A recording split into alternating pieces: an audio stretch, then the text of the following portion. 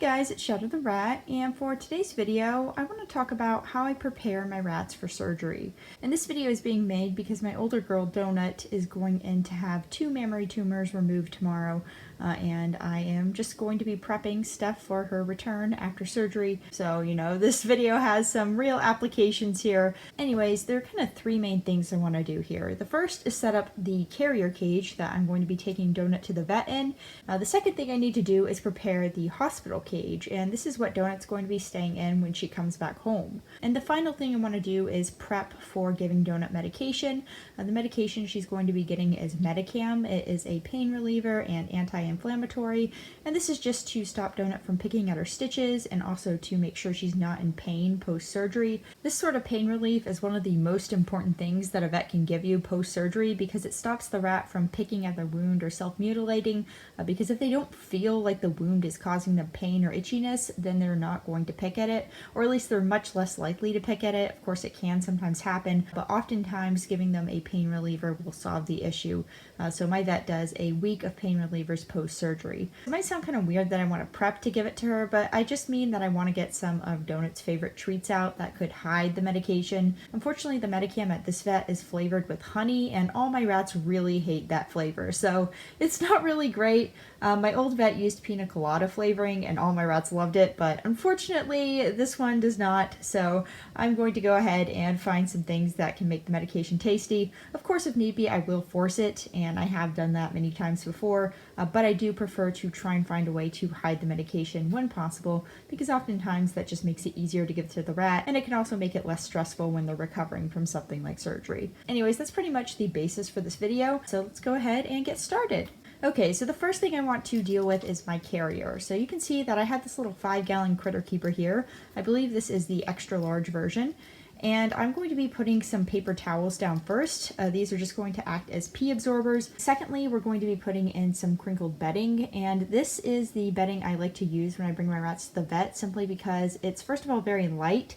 The main bedding I use in my main cage is a pelleted bedding, and that is quite heavy, so even though that's better at absorbing urine, I do prefer to use the lighter bedding for temporary trips like this one. And the other thing this crinkle paper bedding is great for is letting the rats burrow under it and feel safe. And this is something really important when you're taking your rat to the vet, because this is a new area for them. It has lots of scary smells and sounds, so anything you can do to make them feel safer is a good thing. Now, on top of the bedding and paper towels, I'm also going to be putting in half of a tissue box. This is just going to act as a little temporary hide for Donut to go under, and again, it helps her feel a little bit more safe in this new environment. On top of that, I'm going to sprinkle a little bit of oxbow in the cage. This is just for Donut to snack on at the vet's.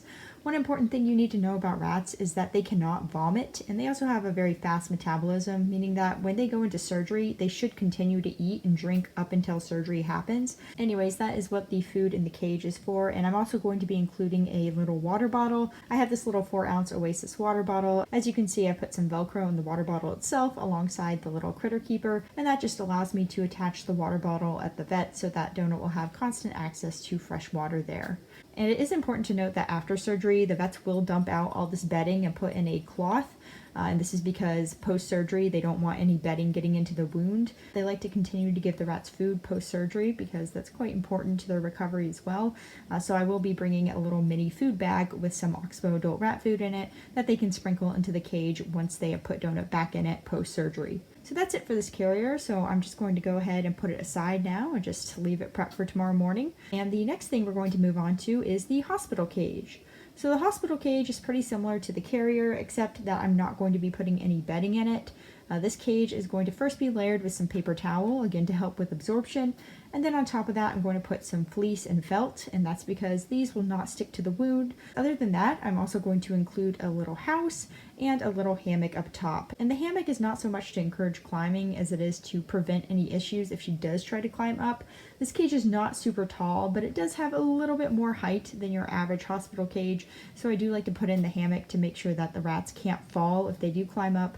And the hammock also is just a nice little thing that they can sleep on, because a lot of my rats do enjoy hammocks. so it gives them a little bit more comfort while they're in this small cage. Now next I will put in a little food bowl with some oxbow in it, and I'm putting in a little water bottle as well. Keep in mind this water bottle is not going to be used for a few days, so after this video I am going to be putting it back into my cage, but I just wanted to show you what this cage is going to look like when it's fully set up. So you can see it's nothing too fancy, but it will work pretty well as a hospital cage, and it will help limit Donut's movements for the first few days. Okay, so the final thing we need to do is prep for medication, and for this I'm just going to go ahead and gather my main treats that I like to give medication in.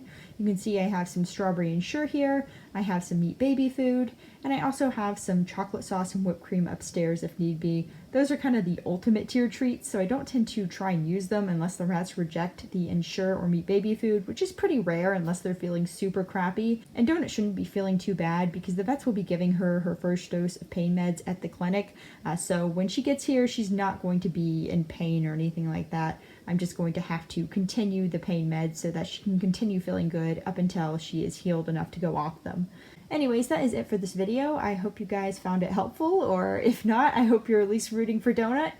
She will be going through surgery, like I said, tomorrow, but tomorrow is actually the day this is going to be released, so you will actually see it the day that Donut is going into surgery, and in fact, she will likely be at the clinic by the time I release this. So yeah, that is pretty much it. I am a little bit nervous, but I know my vet is fantastic, and I know Donut's in good health, so in all likelihood, we are going to be looking at a successful surgery. I will be making an update video in a few days on how Donut is doing and coming out of surgery, and I will address some things like when I will let her do free range again, and when I'm going to let her meet her cage mates again in that video. Okay, so I'm going to go ahead and end this here.